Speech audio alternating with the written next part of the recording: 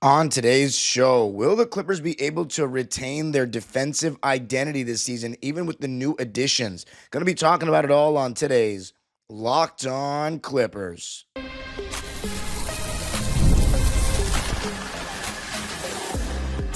You are Locked On Clippers, your daily Los Angeles Clippers podcast, part of the Locked On Podcast Network, your team every day. Yes, sir. You are locking in with the Clips. Thank you for making Locked On Clippers the first listen of your day, your team every day. I'm your host, Darian Vaziri, born and raised in LA, been a Clipper fan for 20 years, been covering the team for 5 on my own YouTube channel, Dime Dropper, and 3 right here on the Locked On Podcast Network. Your team every day. Make sure you subscribe and hit the notification bell so you know every single time we post a video on the road to 8,000 subscribers. And of course, listen wherever you get your podcasts. This episode is brought to you by FanDuel, America's #1 sportsbook. Head on over to fanduel.com or download the app to place your first $5 bet. Ladies and gentlemen, I am live from, well, not live. I am in New York City right now visiting some friends. So that doesn't mean anything for the episodes. Still coming to you, but if you're watching on YouTube, you can see I'm in a hotel room. We're going to be talking about if we can retain our defensive identity that we established last season, even with the additions of Brook Lopez, Chris Paul, Bradley Beal, who are not necessarily defense first guys at this stage of their career. Maybe you can argue Brook Lopez. So I'm going to be talking about how much responsibility I think Ty Lue has in all this, what Beal does to the fray, and of course the differences between our team and last year. So first off, I want to say it is all on Ty Lue, in my opinion, and the coaching staff. We still have Derrick Jones Jr., Chris Dunn, Ivica Zubac. We still have Nicholas Batum. It's a matter of how often are they going to be used. We already know this. We already know the starting lineup is going to be James, Brad, Kawhi, John Collins, and Zoo. When you look at that unit, you have a lot of size. You know, your smallest guy is Bradley Beal or James Harden, who are about 6'3", 6'4", and then everybody is taller. We're automatically upgrading our lineup from a size perspective from last year, sliding Kawhi Leonard down to the 3, and now we have a bona fide 6'8", 6'9" John Collins at the 4. So we're already getting more size, which is good. The only thing we're sacrificing, however, is that elite point of attack defender in Chris Dunn. Now, I don't need to read a bunch of stats to back my point up on how good Chris Dunn was last year, but if you take his individual defensive rating, it was about 107. Ivica Zubac's was 107.8. Chris Dunn's was 107.8. Like, that was our defensive rating when he was on the court. But again, that's always, you have to account for other guys in those numbers, but when you talk about those numbers, that would be good for second in the NBA in defensive rating. However, I don't even need to tell you what they were with what our defensive rating was with this guy on the court, because our overall team defensive rating was 109.4, which was good enough for third in the NBA. So no matter every single combination, because you can always cherry pick lineup data and sample sizes to prove your point, but for this season, we were the third best defensive team in the league in the regular season. And a large reason is because Chris Dunn and Derrick Jones Jr. were amazing defensively. At point of attack, I think that's the most important part of defense these days in the NBA is screen navigation, fighting around all these screens, and making it so that your big man does not have to guard two players at once. It doesn't have to overhelp, which puts the defense in rotation. If you can play the pick and rolls 2-on-2 defensively, meaning that you don't need somebody else to rotate onto the roller, then your defense is not in rotation. Then you are keeping the ball in front. Chris Dunn did an incredible job of that last season, and Derrick Jones Jr. as well. In addition, Nico Batum also in that conversation. Now, I was looking up some lineup data before this episode, and I thought an interesting statistic was, and all these lineups, 3-player lineups, played over 50 minutes or more. In 6 of our top 7 best 3-man lineups in terms of defensive rating, Nicholas Batum is involved in every single one. Which, again, these stats don't tell you everything, but for me, that's a little bit telling that Nico Batum is so frequently in our best defensive lineups. Now, if we're talking about 5-man defensive lineups of lineups that played, let's say, over 70 minutes. Let's go with over 70 minutes last season. Our number 1 lineup in terms of defensive rating was James Harden, Kawhi Leonard, Norman Powell, Ivica Zubac, and Derrick Jones Jr. So that was our starting lineup for a good chunk of the season. So what you can see there is that a lineup with James Harden and Norman Powell in it could still have a very good defensive rating. And a lot of that is because of Derrick Jones Jr. Now, the question is, this year, we don't have that point of attack stopper, so a lot of it's going to be on Bradley Beal. But here's the thing. That's just the beginning of the game. It's not like these guys like Chris Dunn and Derek and Nico are off the roster. So that's where Ty Lue needs to manage it. Now, that's why I'm a little bit nervous about this starting lineup because, yeah, I'm not nervous about throwing in Derek and Chris Dunn off the bench. That's not a problem, but is that a little too much defense, not enough offense? Right now with Bogey out, we're going to have a 10-man rotation likely with Chris Paul, Chris Dunn, Derek Jones, Nico, and Brook Lopez coming off the bench. But you can't put all 5 of those guys out there together because then you're just making Chris Paul create every single shot down the floor, which in his prime he was more than happy to do. But I don't know if that's the move right now. And while we do have really good defense there, we have our 3 strongest point of attack defenders with Nico, Chris, and Derek in that backup unit. You probably want to mix it up a bit, stagger Chris and Derek, so to speak. So that's going to be an interesting dilemma for Ty. It's just when you're not starting both of those guys, are you still going to be able to fit them in? And are they going to get a lot less minutes? I think they probably will. But at the end of the day, if our defense isn't strong enough, it's not about the roster. I mean, maybe you can say it's about the roster in the sense that we got guys that are more offense heavy and they are, they need playing time too. And that makes it harder for the coaching staff. But with Bogey out, the job has gotten a little bit easier now for Ty 10 and the staff. 10 guys. We still have Chris and Derek on the roster, so we should still be fine. Will we be a top 3 team in defenses like last season? I don't know about that, just because we're going to get more Beal minutes, more John Collins minutes. But again, it is in the hands of the coaching staff. We still have Chris Dunn. We still have Nico Batum and Derek. So we need to find a way to still get these guys. At least one of them should be on the court almost at all times to guard point of attack, unless Bradley Beal proves that he can be really good defensively guarding these elite players. What I'm afraid of is we start out games and get torched to begin games because Beal's guarding, let's say, Anthony Edwards or something. Or, for example, against the Suns in that home opener, he's going to be guarding Devin Booker.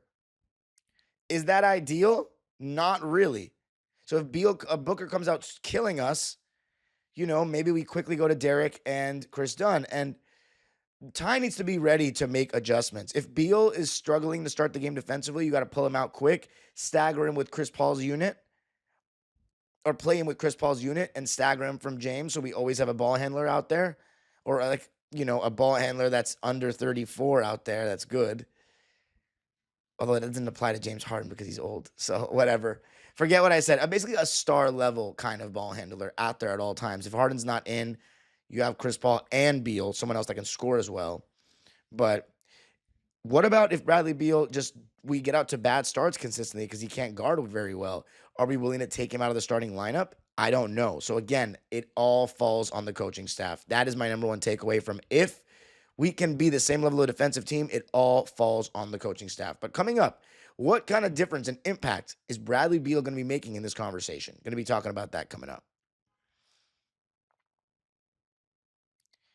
I got to tell you a little something about FanDuel. The NFL season is here, and FanDuel is making sure you're ready for kickoff with a can't-miss offer. Right now, new customers can bet just $5, and if your bet wins, you'll get $300 in bonus bets to use across the app. I was just at Rams-Texans. It was a great time. My Rams got off to winning ways. Both LA teams got off to winning ways. And the next NFL game is going to be on Thursday. It's the Washington Commanders, formerly known as the Redskins, at Green Bay at Lambeau Field. The Packers, after Micah Parsons' debut, are 1-0. They are minus 3.5 for that game. And right now, in terms of Super Bowl odds, the Buffalo Bills have moved into first place after that crazy Sunday Night Football comeback win against the Ravens. They're at plus 650. Then you have the Ravens and the Eagles tied for second at plus 700. Green Bay has now moved up into fourth after their win at plus 850. Then you got Kansas City followed by Detroit. And then my LA Rams are now seventh. We moved up to plus 1900. So if you're feeling lucky about the Rams, go place your bets. And then, of course, The Chargers are also in ninth. So both LA teams are top 10, ladies and gentlemen. And if you're a Niners fan, because I know we got some, they are sandwiched in between both LA teams at 8. So 3 California teams are in the top 10 for Super Bowl odds right now. And where can you go and figure these all out and place your bets? FanDuel. So are you ready to play? Download the FanDuel app now by visiting fanduel.com to get started. That's fanduel.com to place your first $5 bet.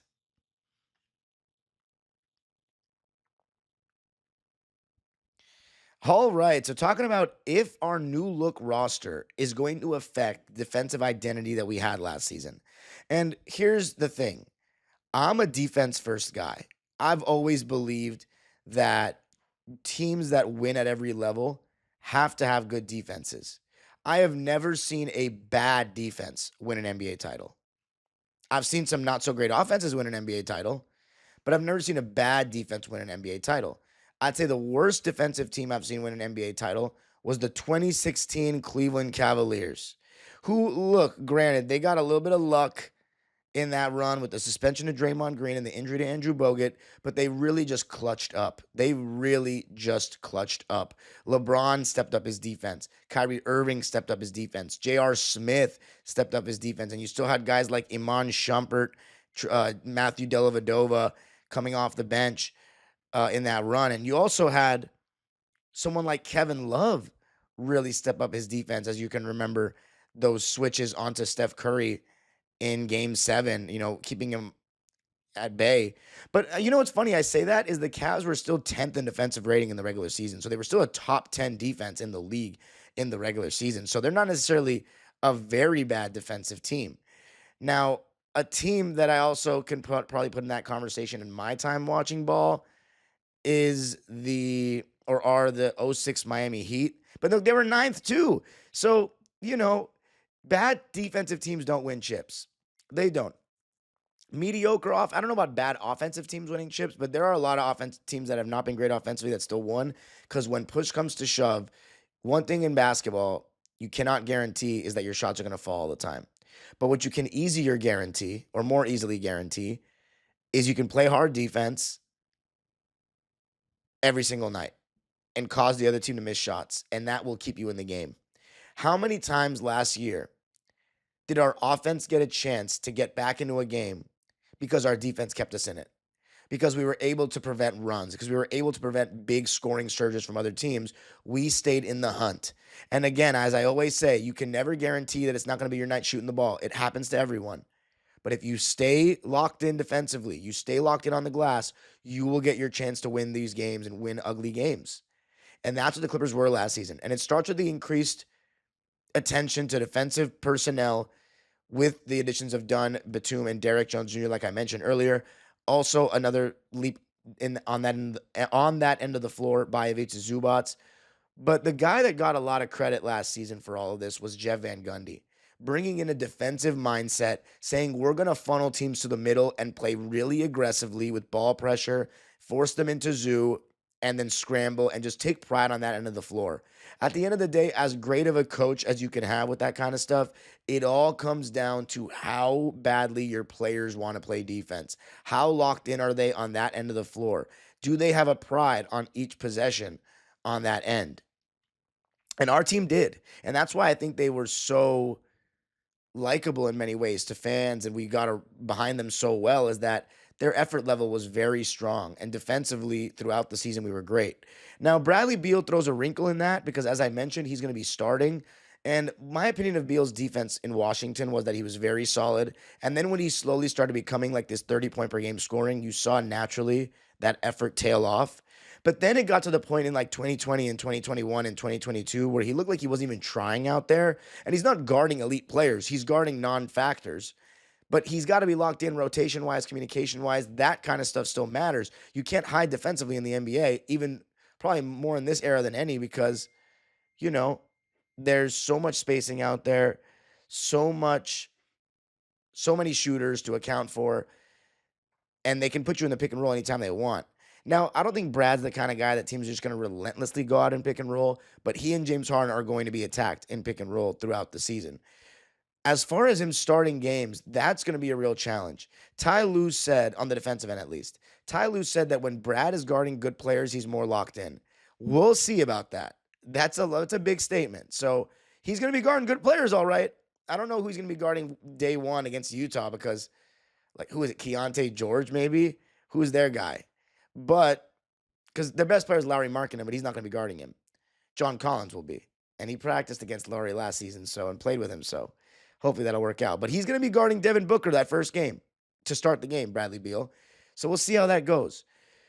The reason why I say Bradley Beal throws a wrench in it, though, beyond just him starting, is Ty Lue having another big name on the roster that he feels married to playing. We know Harden's going to get a ton of minutes. We know Kawhi's going to get a ton of minutes. And hopefully, if we're not dumb, Zoo still gets a ton of minutes. So that's 3 guys that are going to be playing undoubtedly 28 or more minutes in a game. You can throw Beal out there with them and then a point of attack guy and then go small with Kawhi at the 4, like we did last season. I have no problem with that. It's just I hope that the addition of Beal doesn't make it so that guys like Chris and Derek get pushed off to the wayside. Same with Nico. I know there's this whole thing about Nico being old, but the proof is in the pudding. We saw what he did in the playoffs in terms of offense and defense, in terms of two-way play of the Chris, Derek, Nico trio. Nico's the one that offers the most on both ends because he is a more reliable three-point shooter. He is a better offensive player. He peaked higher than both those guys. So I don't think he's someone we should just throw away and say, no, we're not going to play you, or he's going to be load managed. We should be playing Nico a little. I know because he's a year older, but he should be playing a little more than last season. Sometimes in the first half of the season where he played 8 minutes, 9 minutes, and then we're saving him for the playoffs. Saving what? For 7 games?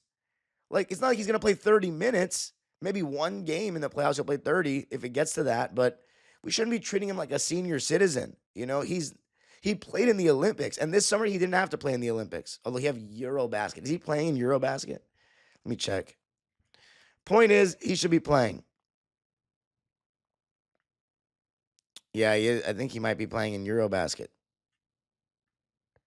Unless he retired from international play. Let's see. Nicholas Batum, Eurobasket.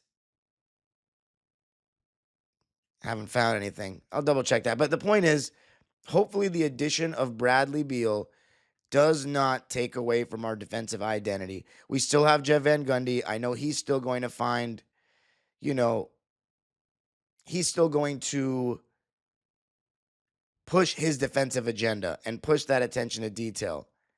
And we need that. We absolutely need that. So that's the thing. By the way, France lost in the round of 16 to the Republic of Georgia. What in tarnation? Wow. Zachary Rissache played. No Victor Wembanyama, though. No Nico. Okay, so it's not the real French team. Zach Rissache, Bilal Koulibaly, Teo Maladon, Gershon Yabusele, and Timothy Luau Cabarro all played. So it's not the same as the normal team. Who's on the Republic of Georgia? Oh, wow. Alexander Mamukilashvili from the Spurs. And Goga. Interesting team. Anyway, so it's all about... So in terms of Bradley Beal, let's see how he does defending. And let's also see if his presence on the team takes away from those other guys. Because the one thing I'm nervous about, as I mentioned in segment 1, we're not going to go total bench. A lineup of Chris Paul, Chris Dunn, Derek Jones Jr., Nico Batum, and Brook Lopez is entirely dependent on a 40-year-old creating all the shots. And we have 2 not great shooters in there. So we'll see what happens. But coming up, going to be talking about the main differences between our team this year and the team last year.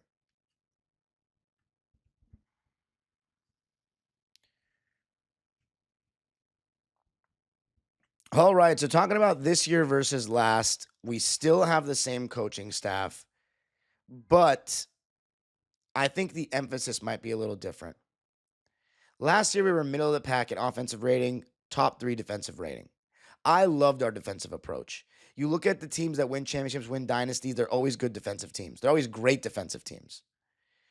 To me, defense is more important for as far as team building. It is, because there's been a lot of great offensive teams that couldn't guard their own shadow, and they ended up hitting a ceiling, a la Doug Moe Nuggets and Mike D'Antoni Suns.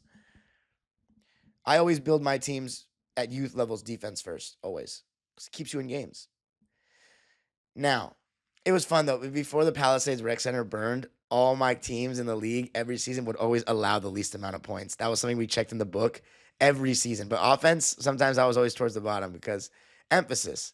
But anyway, we have a lot of offensive talent this season, more than last season. Bradley Beal can do more than Norman Powell. John Collins, basically an option we didn't even have last season. Somebody who can stretch the floor, offensive rebounding threat, can also make a play here and there as well for himself. And then CP3, a bona fide secondary playmaking god, a pick and roll maestro behind James Harden, and a stretch five in Brook Lopez. We have so much more offensive firepower now. It's not even funny. The thing is, I still want us to be a defensive-minded team because that is the grittiness, that is the toughness, that is what will keep us. That's what will make us a contender. Like, we have all these offensive options, and we're a defensive juggernaut, and that comes down to Ty Lue's lineup managing and the coaching staff's lineup managing. But we have a lot more offensive firepower. When you look at that starting lineup, and I'm worried about, like, our point of attack defense, are we going to get off to bad starts? What about the offensive starts that we could get out to? With James, with Brad, with Kawhi, with John and Zoo. That Zoo Harden pick and roll, you have three guys that shot 37 or higher % from three last season, spreading the floor on that. And all three of them can kind of attack closeouts. John, Beal, and Kawhi Leonard. All three of them can attack closeouts. Derrick Jones Jr. can attack closeouts. Chris Dunn, it's not that he can't, but he doesn't look confident in his shot attacking closeouts in any way. Now we have those options, the guys that can make plays, but we also still have those defensive guys. It's just a matter of how much emphasis are we going to have on that by playing them a certain amount. That's, as I said, all in the coaching staff, but the main difference is we have a backup center now. The only thing I'm nervous about with that is now that we actually have a backup center and we don't have to be as reliant on Zoo, are we going to play Zoo a lot less? Zoo got a career high in minutes last season. He should be playing around the same this season. He should be. He played he averaged 32 minutes last season. Let me double check that. I believe it was 32 minutes last season. Minutes per game. 30. Oh, that was the playoffs. He averaged 37 minutes in the playoffs. In the regular season, 33 minutes per game. That was his career high by a lot. I think we could have him at around 30 this season, maybe 31. And Brook Lopez plays about 17, 18. Remember, this is the first time he's ever been a backup in his career, Brook Lopez. And I think he's very excited for that. So I'm so excited about that aspect, that we have a backup center and a pick and pop big. Think about how much that's going to open things up for Brad, Kawhi, James, and Chris Paul. Like, it's going to be money time. But again, if you have two non-shooters out there, all they're going to do is rotate a guy from Chris Dunn or Derrick Jones. Whoever's guarding Chris Dunn or Derrick Jones Jr. is going to rotate on to Brook Lopez and make them swing. But hopefully that'll give Derrick Jones Jr. a red carpet run for flight 5 as he's changed his number to take off. So we have so much more offensive firepower. That's the main difference. We still have these defensive guys, but I think part of why we played the way we did last season and leaned into defense so much is because we knew we were going to be offensively deficient until Kawhi came back. So if we had a defensive approach and had these defensive guys, we'd be able to stay in games. And you also need defenders around Harden. But now we have both. It's just, I don't want to see us drop to bottom. I'd say drop lower than a top 10 defense. I think if we're a top 10 in both categories, that's the key to being a real contender. So that's the move. The Locked On NBA Top 100 is here, voted on by the NBA hosts of the Locked On Podcast Network. Our Top 100 was formed by experts that cover these teams and players every day. Find the full list on Locked On Sports Today on YouTube or wherever you get your podcasts. Don't miss my reaction to where the Clipper players landed. And that's going to be coming up this week. By the way, I made a mistake. I was looking at the list and I didn't see Zubats' name on there, and I freaked out at the end of the last episode. He's on there. Thank God. I didn't think my Locked On fellow hosts were dumb. So thank goodness that they have him on there. So we'll be reacting to the list. Where did Beal rank? He made the top 100. Harden, Kawhi, Zoo. We'll be reacting to that in the next episode. You can follow me on Twitter and Instagram at DimeDropperPod. Subscribe to my own YouTube channel, Dime Dropper, for even more LA Clipper and LA sports content. Made a vlog of my first Rams game of the season. It was really cool. Interviewed some fans too, a la my Clipper vlog, so go check that out. And of course, Locked On Clippers is free and available wherever you get your podcasts. Make sure you subscribe and hit the notification bell on the road to 8,000 subscribers before the season begins. We've got a lot of teams to pass up this season in subscribers, ladies and gentlemen. We want to show Clipper Nation is the best fan base in the league. And of course, you can always listen wherever you get your podcasts. The age-old proverb continues, go Clippers.